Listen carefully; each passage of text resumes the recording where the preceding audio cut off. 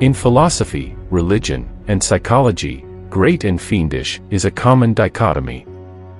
In religions with Manichaean and Abrahamic influence, evil is seen as the dualistic antagonistic inverse of good, in which great ought to win and fiendish ought to be defeated. Taoist philosophies regularly see the world through a dualistic cosmological lens, where this polarity is a central concept, and frequently symbolized by the Taijitu, commonly known as the yin-yang.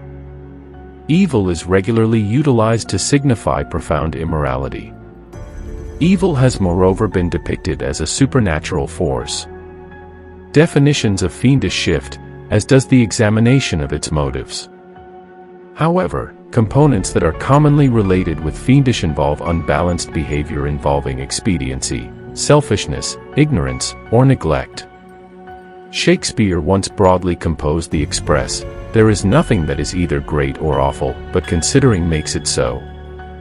The central think about of great and fiendish, or ethical quality, is ethics, of which there are three major branches: normative ethics concerning how we should to behave, applied ethics concerning specific ethical issues, and metaethics concerning the nature of ethical quality itself. One of the 5 canvases of extermination of evil portrays Senden Kenditsuba, one of the 8 gatekeepers of Buddhist law, banishing evil. History and etymology. Every dialect has a word expressing good in the sense of having the right or alluring quality, ro epsilon-tau, and bad in the sense undesirable. A sense of moral judgment and a qualification, right and off-base, great and awful, are cultural universals. Ancient world. Zoroastrianism and Gnosticism. The philosopher Zoroaster simplified the pantheon of early Iranian gods into 2 contradicting forces: Ahura Mazda, illuminating wisdom, and Engra Mainyu, destructive soul, which were in conflict. This thought created into a religion which produced many sects, a few of which grasped an extraordinary dualistic conviction that the material world should be avoided and the spiritual world should be grasped. Gnostic thoughts affected many ancient religions which educate that gnosis, variously deciphered as enlightenment, salvation, emancipation, or oneness with God, may be come to by honing charity to the point of individual poverty, sexual abstinence, as distant as conceivable for hearers, adapta for initiates, and constantly looking for intelligence by making a difference others. Similarly, in ancient Egypt, there were the concepts of Ma'at, the rule of equity, arrange, and cohesion, and Isfat, the guideline of chaos, clutter, and rot, with the previous being the control and standards which society looked for to epitomize where the last mentioned was such that undermined society.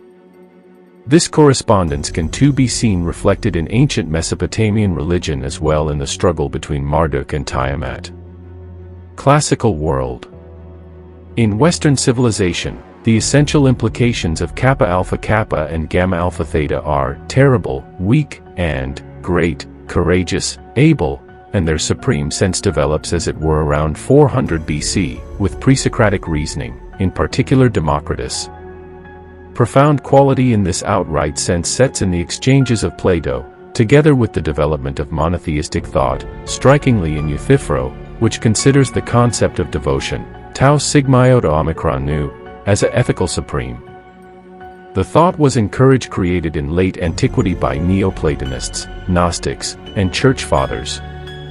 This advancement from the relative or routine to the outright is too apparent in the terms ethics and morality, both being inferred from terms for territorial custom, Greek theta omicron, and Latin mores, separately, see also Sir. Medieval period. According to the classical definition of Augustine of Hippo, sin is a word, deed, or crave in resistance to the unceasing law of God. Many medieval Christian scholars both broadened and contracted the essential concept of good and evil until it came to have a few, in some cases complex definitions such as an individual inclination or subjective judgment with respect to any issue which might be earned praise or punishment from the religious authorities.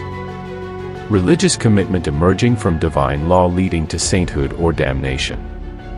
A by and large accepted cultural standard of conduct which might upgrade group survival or wealth. Natural law or conduct which actuates solid passionate reaction. statute law imposing a legal duty. Modern ideas. Today the basic dichotomy often breaks down along these lines. Good is a wide concept frequently related with life, charity, progression, bliss, cherish, or justice. Evil is regularly related with cognizant and ponder wrongdoing, segregation outlined to hurt others, mortification of individuals planned to reduce their mental needs and nobility, danger, and acts of pointless or aimless violence. The modern English word evil, Old English Eifel, and its cognates such as the German Übel and Dutch Uvel are broadly considered to come from a Proto-Germanic reconstructed frame of *Übel as, comparable to the Hittite Huwap, ultimately from the Proto-Indo-European form *wap, and suffixed zero-grade form *upelo-. Other afterward Germanic shapes include Middle English evil, Eifel, Eufel, Old Frisian evil, adjective and noun, Old Saxon Übel, Old Tall German Übel, and Gothic Übels. The nature of being good has been given numerous medicines. One is that the great is based on the normal cherish, holding, and love that starts at the most punctual stages of individual advancement. Another is that goodness is an item of knowing truth. Contrasting these two exist as to why fiendish might emerge. Numerous devout and philosophical conventions claim that fiendish behavior is an aberration that comes about from the flawed human condition, e.g., the drop of man. Some of the time, fiendish is ascribed to the presence of free will and human organization. A few contend that fiendish itself is eventually based in an ignorance of truth, i.e., human value, sanctity, divinity. An assortment of scholars have charged the inverse, by recommending that fiendish is learned as a result of tyrannical social structures. Citation needed. Theories of ethical goodness.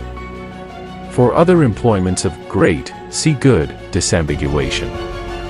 Chinese ethical philosophy. Confucius ethics, and Taoism ethics. In Confucianism and Taoism, there is no coordinate symbol to the way great and fiendish are restricted, in spite of the fact that references to wicked impact is common in Chinese society religion. Confucianism's essential concern is with rectify social connections and the behavior fitting to the learned or predominant men. Fiendish would hence compare to off-base behavior. Still less does it outline into Taoism, in show disdain toward of the centrality of dualism in that system, citation required, but the inverse of the basic ethics of Taoism, compassion, balance, and lowliness, can be gathered to be the simple of fiendish in it. Western philosophy. Pyrrhonism. Pyrrhonism holds that great and fiendish do not exist by nature, meaning that great and fiendish do not exist inside the things themselves. All judgments of great and fiendish are relative to the one doing the judging. Spinoza. Benedict de Spinoza states, 1. By great, I get it that which we certainly know is valuable to us. 2. By fiendish, on the opposite I get it that which we certainly know ruins us from having anything that is good. Spinoza accepts a quasi-mathematical style and states these assist suggestions which he implies to demonstrate or illustrate from the over-definitions in portion 4 of his Ethics. Information of great or fiendish is nothing but influence of bliss or distress in so distant as we are cognizant of it. Nothing can be fiendish through that which it has in common with our nature, but in so distant as a thing is fiendish to us it is opposite to us. Nietzsche. Friedrich Nietzsche, in a dismissal of Judeo-Christian morality, addresses this in 2 books, Beyond Great and Evil and On the Family History of Ethics. In these works, he states that the common, useful, non-good, has been socially changed into the devout concept of fiendish by the slave mindset of the masses, who detest their aces, the solid. He moreover evaluates ethical quality by saying that numerous who consider themselves to be ethical are basically acting out of weakness, needing to do fiendish but perplexed of the repercussions. Moral psychology. Carl Jung. Carl Jung, in his book Answer to Job and Somewhere Else, portrayed fiendish as the dark side of the fiend. Individuals tend to accept fiendish as something outside to them, since they extend their shadow onto others. Jung deciphered the story of Jesus as an account of God confronting his claimed shadow. Philip Zimbardo. In 2007, Philip Zimbardo suggested that individuals may act in fiendish ways as a result of a collective personality. This theory, based on his past encounter from the Stanford jail explorer, was distributed in the book The Lucifer Impact: Understanding How Great Individuals Turn Evil. Abrahamic Religion. Baha'i Faith. The Baha'i Faith asserts that fiendish is non-existent and that it is a concept for the missing of great. Fair is cold is the state of no warm, obscurity is the state of no light, distraction the missing of memory, numbness the missing of information. All of these are states of missing and have no genuine existence. Thus, fiendish does not exist, and is relative to men. Abdu el-Baha, child of the originator of the religion, in some replied question states, "Nevertheless, a question happens to the mind, that is, scorpions and serpents are noxious. Are they great or fiendish, for they are existing creatures? Yes, a scorpion is fiendish in connection to men, a serpent is fiendish in connection to men, but in connection to themselves they are not fiendish, for their harm is their weapon, and by their sting they protect themselves. Thus, fiendish is more of a mental concept than a genuine reality. Since God is great, and upon making creation he affirmed it by saying it is great, fiendish cannot have a genuine reality." Christianity. Devil Christianity. In numerous religions, angels are considered great creatures. In the Christian convention, God, being the maker of all life, manifests himself through the child of God, Jesus Christ, who is the exemplification of goodness. Satan, as seen in Codex Gigas. Demons are for the most part seen as fiendish creatures, and Satan as the most noteworthy of these, in the Christian tradition. Christian theology draws its concept of fiendish from the Old and New confirmations. The Christian Bible exercises the overwhelming impact upon thoughts around God and fiendish in the Western world. In the ancient confirmation, fiendish is caught on to be in resistance to God as well as something unacceptable or second-rate, such as the pioneer of the fallen angel Satan. In the modern confirmation, the Greek word paneros is utilized to demonstrate unacceptability, while kakis is utilized to allude to restriction to God in the human domain. Authoritatively, the Catholic Church extricates its understanding of fiendish from its canonical relic and the Dominican theologian, Thomas Aquinas, who in Summa Theologica defines fiendish as the non-attendance or privation of good.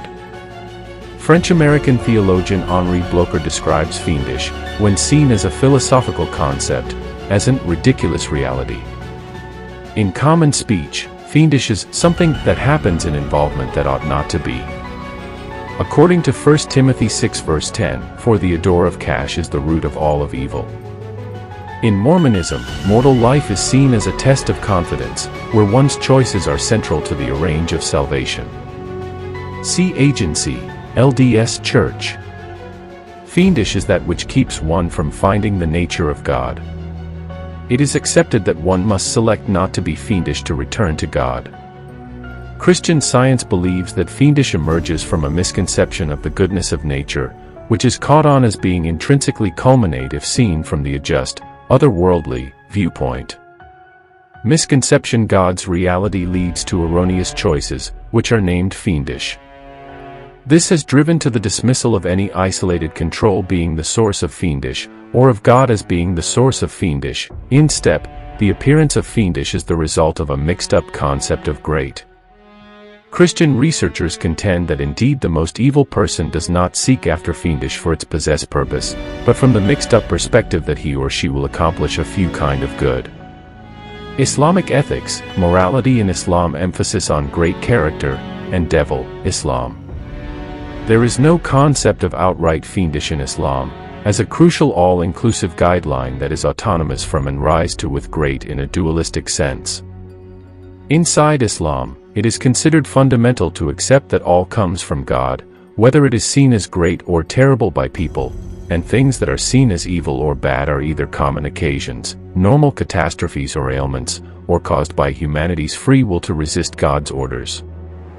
According to the Ahmadiyya understanding of Islam, fiendish does not have a positive presence in itself and is simply the need of great, fair as obscurity is the result of need of light. Judaism. In Judaism, Yetzer Hara is the congenital inclination to do fiendish, by abusing the will of God. The term is drawn from the express, the creative ability of the heart of man, is, fiendish, Yetzer Lev Ha'adam Areh, which happens twice at the starting of the Torah. Genesis 6 verse 5 and 8:21. The Hebrew word Yetzer, having showed up twice in beginning, happens once more at the conclusion of the Torah. I knew their devisings that they do. Hence from starting to conclusion the heart's Yetzer is persistently bowed on fiendish, a significantly cynical sea of the human being. Be that as it may, the Torah which started with blessing anticipates future blessing which will come as a result of God circumcising the heart in the last mentioned days.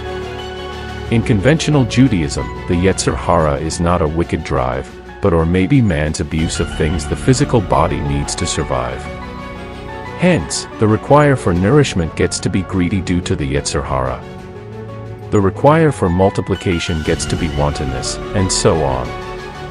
The Yetzer Hara could in this way be best depicted as one's baser instincts. According to the Talmudic tractate of Ati Rabbi Natan, a boy's fiendish slant is more noteworthy than his great slant until he turns 13, bar mitzvah, at which point the great slant is born and able to control his behavior. Moreover, the rabbis have expressed, the more prominent the man, the more prominent his fiendish inclination. Indian religions. Buddhism. Extermination of fiendish. Late Heian period, 12th century Japan. Buddhist morals are customarily based on what Buddhists see as the enlightened perspective of the Buddha, or other illuminated creatures such as bodhisattvas. The Indian term for morals or ethical quality utilized in Buddhism is sila or sila, Pali. Sila in Buddhism is one of three areas of the Noble Eightfold Way, and is a code of conduct that grasps a commitment to agreement and self-restraint with the central inspiration being nonviolence, or opportunity from causing hurt. It has been differently depicted as virtue, ethical discipline, and precept. Sila is an inside, mindful, and purposefulness moral behavior, agreeing to one's commitment to the way of freedom. It is an moral compass inside self and connections, or maybe than what is related with the English word, ethical quality, i.e., acquiescence, a sense of commitment, and outside constraint. Sila is one of the three practices foundational to Buddhism and the non-sectarian Vipassana movement, Sila, Samadhi, and Panna, as well as the Theravada foundations of Sila, Dana, and Bhavana. It is moreover the second paramitha. Sila is moreover wholehearted commitment to what is wholesome. Two perspectives of Sila are basic to the preparing, right execution, Karita, and right shirking, Varita. Honoring the statutes of Sila is considered a extraordinary blessing, Mahadana, to others, since it makes an environment of belief, regard, and security. It implies the professional postures no danger to another person's life, property, family, rights, or well-being. Moral enlightening are included in Buddhist sacred texts or given down through convention. Most researchers of Buddhist morals hence depend on the examination of Buddhist sacred texts, and the utilize of anthropological proof from conventional Buddhist social orders, to legitimize claims approximately the nature of Buddhist ethics. Hinduism. In Hinduism, the concept of dharma or exemplary nature clearly isolates the world into great and fiendish, and clearly clarifies that wars have to be pursued some of the time to build up and ensure dharma. This war is called Dharmayuddha. This division of great and fiendish is of major significance in both the Hindu sagas of Ramayana and Mahabharata. In any case, the primary accentuation in Hinduism is on awful activity, or maybe than terrible individuals. The Hindu sacred content, the Bhagavad Gita, talks of the adjust of great and fiendish. When this adjust goes off, divine incarnations come to offer assistance to re-establish this adjust, as adjust must be kept up for peace and agreement in the world. Sikhism.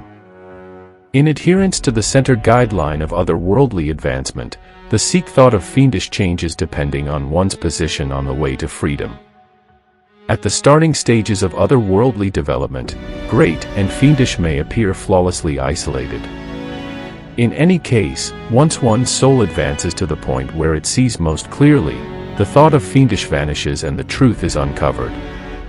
In his writings, Guru Arjan explains that, since God is the source of all things, what we accept to be fiendish must as well come from God. And since God is eventually a source of outright great, nothing really fiendish can start from God.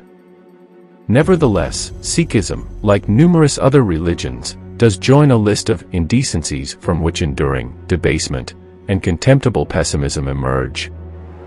These are known as the five cheats, called such due to their affinity to cloud the intellect and lead one adrift from the indictment of equitable action. These are moh, or attachment; lobh, or greed; kharad, or wrath; kam, or lust; ahankar, or egotism.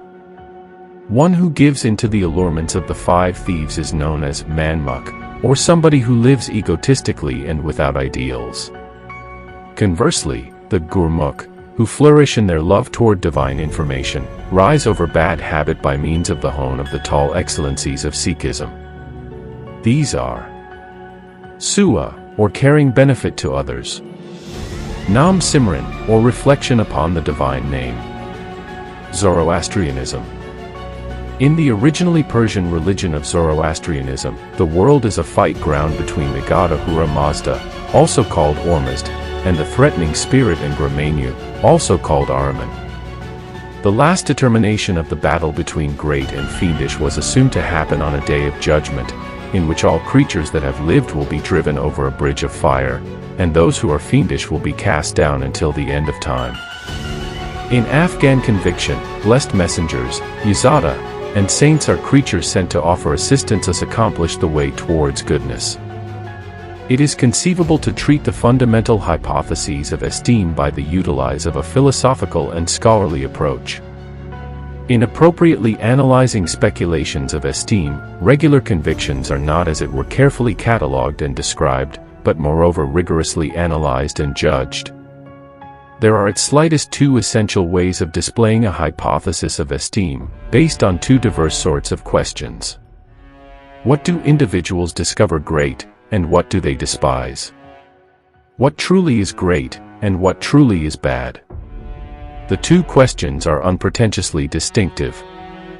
One may reply that to begin with address by inquiring about the world by utilize of social science, and looking at the inclinations that individuals attest. Be that as it may, one may reply the moment address by utilize of thinking, reflection, medicine, and generalization. The previous kind of strategy of investigation is called expressive, since it endeavors to portray what individuals really see as great or fiendish, whereas the last mentioned is called regulating, since it tries to effectively deny disasters and cherish products. These expressive and standardizing approaches can be complementary.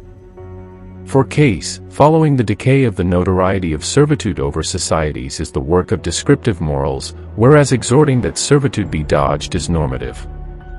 Metaethics is the ponder of the essential questions concerning the nature and roots of the great and the fiendish, counting request into the nature of great and fiendish, as well as the meaning of evaluative dialect. In this regard, metaethics is not essentially tied to examinations into how others see the great, or of declaring what is good. Theories of the inherently good. A fulfilling detailing of goodness is important since it might permit one to develop a great life or society by dependable forms of conclusion, elaboration, or prioritization. One might reply the antiquated address, how ought to we at that point live, among numerous other imperative-related questions. It has long been thought that this address can best be replied by analyzing what it is that fundamentally makes a thing profitable, or in what the source of esteem consists. Platonic idealism. One endeavor to characterize goodness depicts it as a property of the world with Platonic optimism. Agreeing to this claim, to conversation around the great is to conversation almost something genuine that exists in the question itself, autonomous of the recognition of it. Plato pushed this C, in his expression that there is such a thing as an interminable domain of forms or thoughts, and that the most prominent of the thoughts in the pith of being was goodness, or the great. The great was characterized by numerous antiquated Greeks and other antiquated rationalists as idealize and unceasing thought, or outline. The great is the right connection between all that exists, and this exists in the intellect of the divine, or a few brilliant domain. The great is the harmony of a fair political community, adore, companionship, the requested human soul of virtues, and the right connection to the divine and to nature. The characters in Plato's exchanges specify the numerous excellencies of a rationalist, or a partner of wisdom. A theist is an individual who accepts that the preeminent being exists or gods exist, monotheism or polytheism. A theist may, subsequently, claim that the universe has a reason and esteem agreeing to the will of such creators that lies somewhat past human understanding. For instance, Thomas Aquinas, an advocate of this view, believed he had demonstrated the existence of God, and the right relations that people should have to the divine first cause. Monotheists might moreover trust for unbounded all-inclusive cherish. Such trust is frequently interpreted as confidence, and intelligence itself is to a great extent characterized inside a few devout teachings as an information and understanding of intrinsic goodness.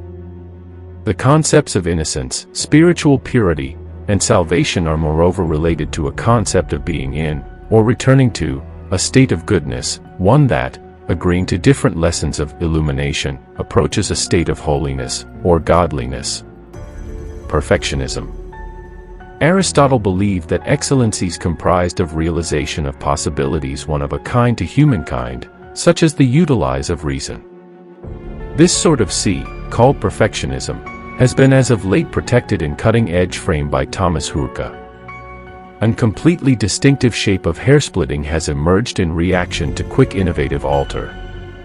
Some techno-optimists, especially transhumanists, acknowledge a shape of hairsplitting in which the capacity to decide great and exchange of essential values is communicated not by people but by software, genetic engineering of humans, artificial insights. Skeptics declare that or maybe than idealized goodness, it would be as it were the appearance of idealized goodness, strengthened by persuasion technology and likely brute constraint of violent technological heightening, which would cause individuals to acknowledge such rulers or rules created by them. Welfarist theories. Welfarist hypotheses of esteem say things that are great are such since of their positive impacts on human well-being. Subjective speculations of well-being. It is troublesome to figure out where an insignificant characteristic such as goodness seem dwell in the world. A counterproposal is to find values interior individuals. A few rationalists go so distant as to say that if some state of affairs does not tend to stimulate a alluring subjective state in self-aware creatures, at that point it cannot be good. Most logicians who think merchandise have to make alluring mental states too say that products are encounters of self-aware creatures. These logicians frequently recognize the involvement, which they call unnatural great, from the things that appear to cause the encounter, which they call inalienable goods. Some hypotheses portray no higher collective esteem than that of maximizing pleasure for individuals. A few indeed characterize goodness and natural esteem as the encounter of joy, and awful as the encounter of torment. This C is called hedonism, a monistic hypothesis of esteem. It has two primary assortments, straightforward and Epicurean. Simple hedonism is the C that physical delight is the extreme great.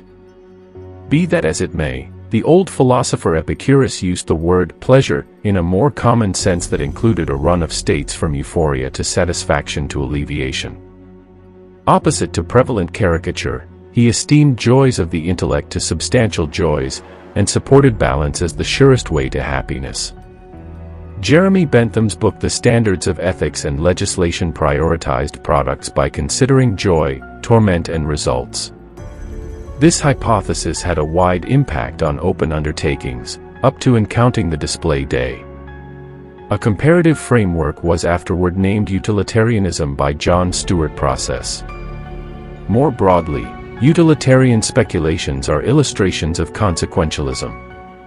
All utilitarian speculations are based upon the maxim of utility, which states that good as anything provides the most noteworthy joy for the most noteworthy number. It takes after from this rule that what brings bliss to the most prominent number of individuals is good.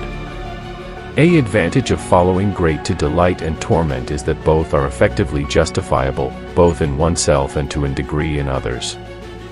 For the Epicurean, the clarification for making a difference conduct may come in the frame of empathy, the capacity of a being to feel another's torment.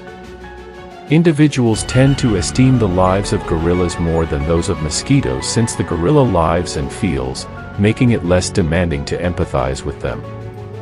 This thought is carried forward in the ethical relationship view and has given rise to the animal rights movement and parts of the peace development.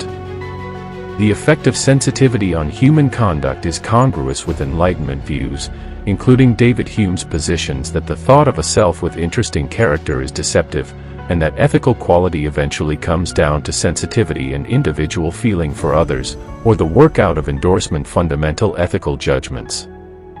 A C received by James Griffin endeavors to discover a subjective elective to gratification as an inborn esteem. He contends that the fulfillment of one's educated wants constitutes well-being, whether or not these wants really bring the specialist bliss. In addition, these inclinations must be life-relevant, that is, contribute to the victory of a person's life overall. Desire fulfillment may happen without the agent's mindfulness of the fulfillment of the want. For illustration, if a man wishes for his legitimate will to be ordered after his passing, and it is, at that point his crave has been fulfilled indeed in spite of the fact that he will never involvement or know of it. Meher Baba proposed that it is not the fulfillment of wants that propels the operator but or maybe a want to be free from the restriction of all wants. Those encounters and activities which increment the shackles of crave are awful, and those encounters and activities which tend to liberate the intellect from restricting wants are good. It is through great activities, at that point, that the operator gets to be free from narrow-minded wants and accomplishes a state of well-being. The great is the fundamental interface between self-centeredness flourishing and passing on. Childishness, which in the starting is the father of fiendish propensities, gets to be through great deeds the saint of its claim vanquish. When the fiendish inclinations are totally supplanted by great propensities, self-centeredness is changed into selflessness, i.e., person childishness loses itself in all-inclusive interest. Objective speculations of well-being. Wealth-separate analysis. The thought that the extreme great exists and is not orderable but is all-inclusive quantifiable is reflected in different ways in financial, classical economics, green economics, welfare economics, gross national bliss, and logical, positive brain research, the science of morality, well-being measuring theories, all of which center on different ways of surveying advance towards that objective, a so-called genuine advance marker. Cutting-edge financial matters hence reflects exceptionally old logic, but a calculation or quantitative or other handle based on cardinality and measurements replaces the basic requesting of values. For illustration, in both financial matters and in society intelligence, the esteem of something appears to rise so long as it is moderately rare. Be that as it may, if it gets to be as well rare, it leads regularly to a strife, and can diminish collective value. In the classical political economy of Adam Smith and David Ricardo, and in its Evaluate by Karl Marx, human labor is seen as the extreme source of all unused financial esteem. This is an objective theory of esteem, which properties esteem to genuine production costs, and eventually consumptions of human labor time, see law of esteem. It contrasts with marginal utility theory, which contends that the esteem of work depends on subjective inclinations by buyers, which may in any case too be dispassionately studied. The financial esteem of work may be evaluated actually in terms of its use value or utility or commercially in terms of its exchange value, price or generation fetched, see labor control. But its esteem may too be socially evaluated in terms of its commitment to the riches and well-being of a society. In non-market social orders, work may be esteemed basically in terms of expertise, time, and yield, as well as ethical or social criteria and legitimate commitments. In showcase social orders, work is esteemed financially basically through the labor showcase. The cost of work may at that point be set by supply and request, by strike activity or enactment, or by lawful or proficient entry requirements into occupations. Mid-range theories. Conceptual metaphor theories contend against both subjective and objective conceptions of esteem and meaning, and center on the connections between body and other basic components of human life. In impact, conceptual representation hypotheses treat morals as an ontology problem and the issue of how to work out values as arrangement of these representations, not the application of some abstraction or a strict standoff between parties who have no way to get at each other's views. Philosophical questions. Universality. Adolf Hitler is in some cases utilized as an advanced definition of evil. Hitler's approaches and orders come about in the passings of approximately 50 million people. A Daemontalian is whether there is a widespread, otherworldly definition of fiendish, or whether fiendish is dr by one's social or social background. C.S. Lewis, in The Abrogation of Men, kept up that there are certain acts that are generally considered fiendish, such as assault and kill. Be that as it may, the various occasions in which assault or kill is ethically influenced by social setting call this into address. Up until the mid-19th century, numerous nations practiced shapes of slavery. As is frequently the case, those transgressing ethical boundaries stood to benefit from that workout. Apparently, servitude has continuously been the same and equitably fiendish, but people with the inspiration to transgress will legitimize that action. The Nazis, during World War II, considered genocide to be satisfactory, as did the Hutu Interahamwe in the Rwandan genocide. One might point out, in spite of the fact that the genuine culprits of those outrages likely dodged calling their activities genocide, since the objective meaning of any act precisely depicted by that word is to wrongfully murder a chosen gather of individuals, which is an activity that at slightest their casualties will get it to be fiendish. Universalists consider fiendish autonomous of culture, and entirely related to acts or intents. Views on the nature of fiendish tend to drop into one of four contradicted camps. Moral absolutism holds that great and fiendish are settled concepts set up by a deity or deities, nature, ethical quality, common sense, or a few other source. Amoralism claims that great and fiendish are good for nothing, that there is no ethical fixing in nature. Moral relativism holds that benchmarks of great and fiendish are as it were items of nearby culture, custom, or prejudice.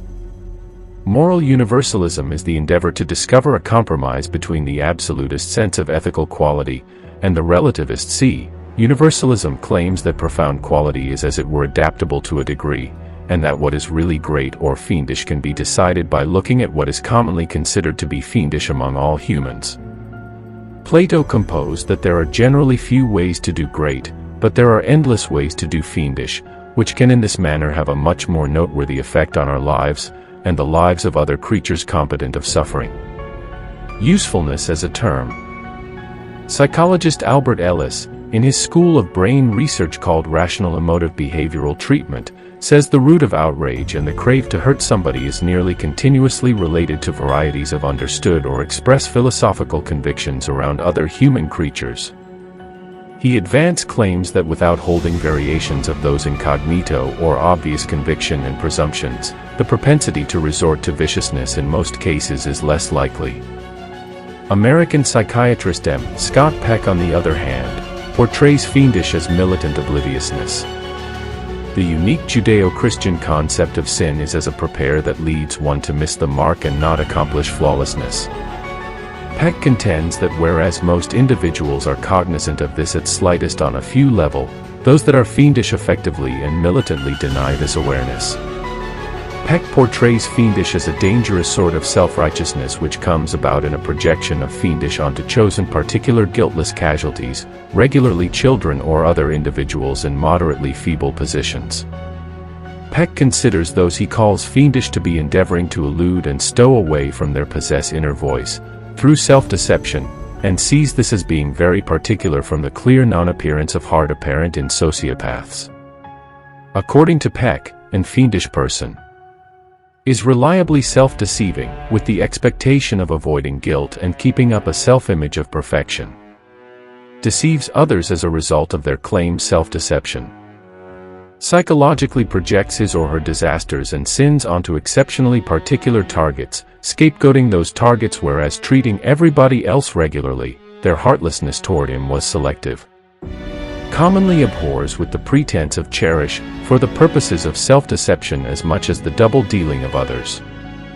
Abuses political or passionate control, the burden of one's will upon others by plain or undercover coercion. Maintains a tall level of respectability and lies ceaselessly in a range to do so. Is reliable in his or her sins. Fiendish individuals are characterized not so much by the size of their sins, but by their consistency of destructiveness. Is incapable to think from the perspective of their victim. Has an incognito bigotry to feedback and other shapes of narcissistic injury.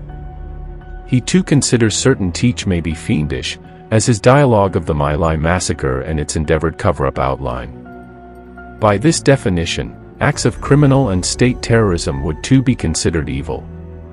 Necessary evil. Martin Luther believed that periodic minor fiendish might have a positive effect. Martin Luther argued that there are cases where a small fiendish is a positive great. He composed, "Look for out the society of your boon companions, drink, play, conversation off color, and delight yourself." One must in some cases commit a sin out of abhor and disdain for the fiend, so as not to provide him the chance to make one careful over simple nothings. The necessary evil approach to legislative issues was put forward by Niccolò Machiavelli, a 16th-century Florentine writer who exhorted dictators that it is distant more secure to be dreaded than loved.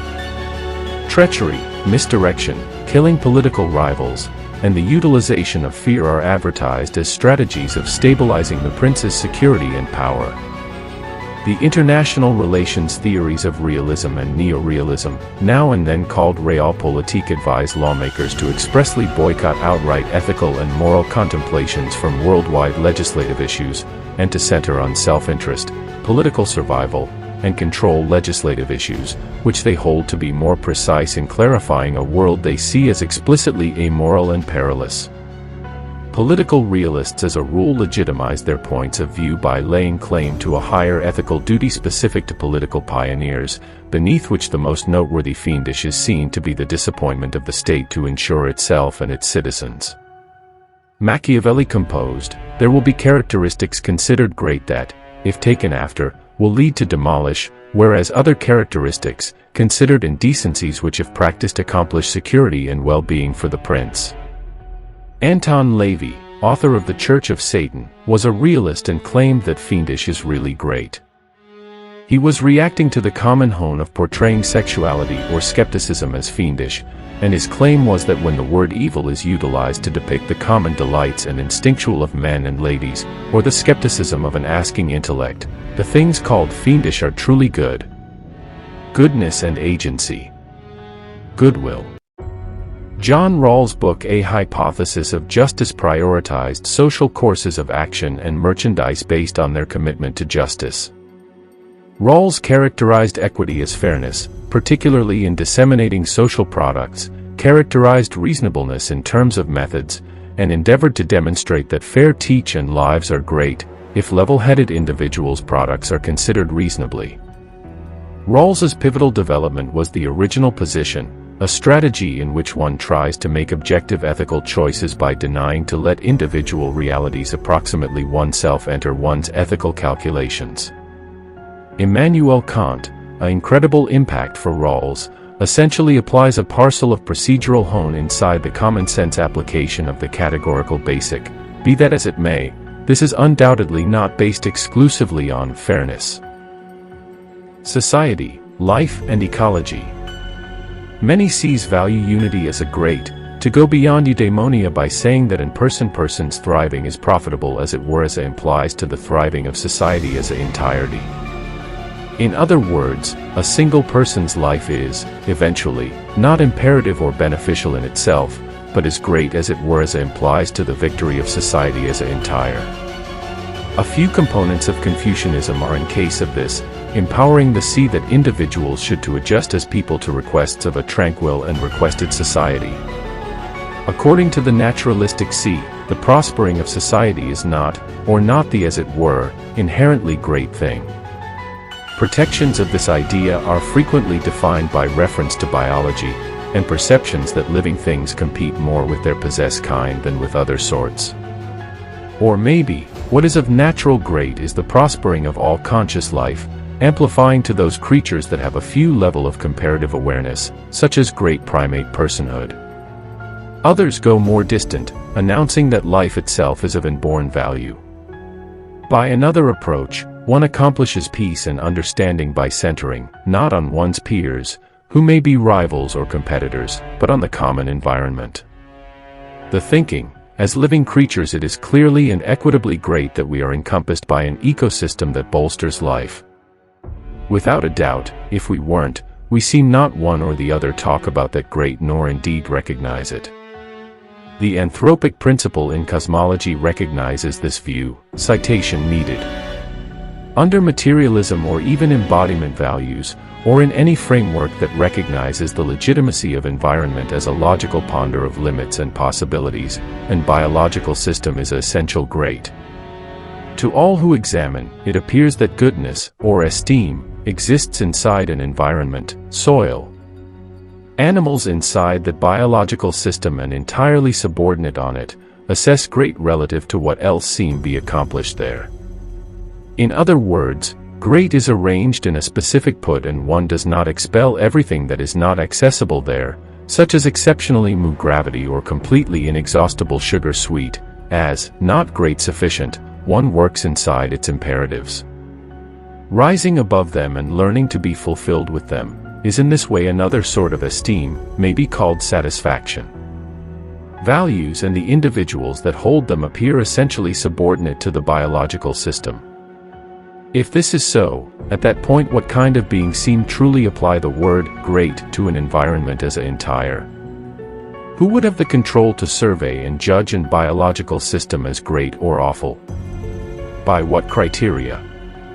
And by what criteria would environments be altered, particularly bigger ones such as the atmosphere, climate alter, or seas, termination, or forests, deforestation? Remaining on soil, as the most essential esteem.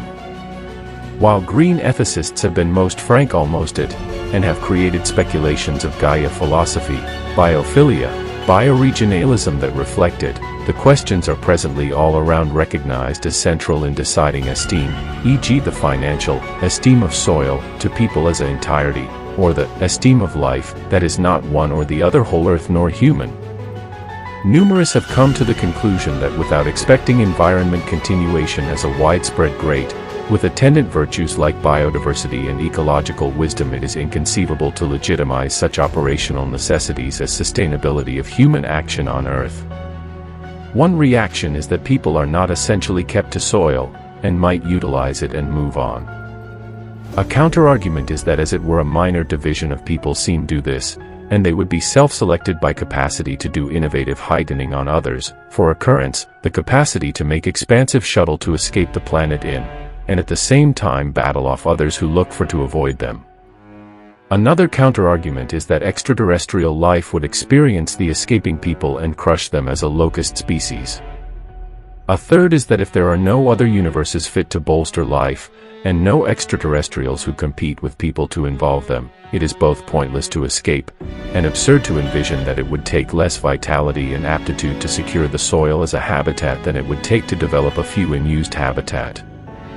Accordingly, remaining on soil, as a living being encompassed by a working biological system, is a reasonable articulation of the most fundamental values and goodness to any being we are able to communicate with. An ethical framework without this saying appears essentially not actionable. In any case, Most devout frameworks recognize an afterlife, and making strides this is seen as an indeed more fundamental great. In numerous other ethical frameworks, moreover, remaining on soil in a state that lacks honor or control over self is less desirable. Consider seppuku in Bushido, kamikazes, or the part of suicide attacks in jihadi rhetoric. In all these frameworks, remaining on soil is maybe no higher than a third-place value. Radical values environmentalism can be seen as either exceptionally ancient or exceptionally modern. See that the as it were naturally great thing is a prospering environment. People and social orders are only instrumentals. Profitable, great as it were as implies to having a prospering environment. The Gaia philosophy is the most point-by-point expression of this by and large thought, but it emphatically influenced deep ecology and the modern Green parties. It is frequently claimed that Aboriginal peoples never misplaced this sort of view. Anthropological linguistic studies joins between their dialects and the biological systems they lived in, which gave rise to their knowledge distinctions. Exceptionally regularly, natural cognition and ethical cognition were not recognized in these dialects. Offenses to nature were like those to other individuals, and animism reinforced this by giving nature identity via myth. Anthropological speculations of value explore these questions. Most individuals in the world dismiss older situated ethics and localized devout Cs. In any case, small community-based and ecology-centric Cs have picked up a few notoriety in later a long time.